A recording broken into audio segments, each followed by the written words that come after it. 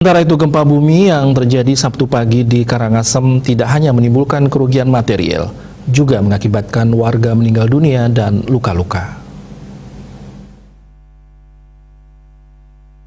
PLT Kalak BPBD Karangasem Ide Bagus Ketut Arimbawo membenarkan ada salah seorang warga yang meninggal dunia akibat tertimpa reruntuhan bangunan. Warga yang meninggal itu berjenis kelamin perempuan, berasal dari Banjar Dinas Jatituhu, Desa Ban, Kecamatan Kubu, Kabupaten Karangasem.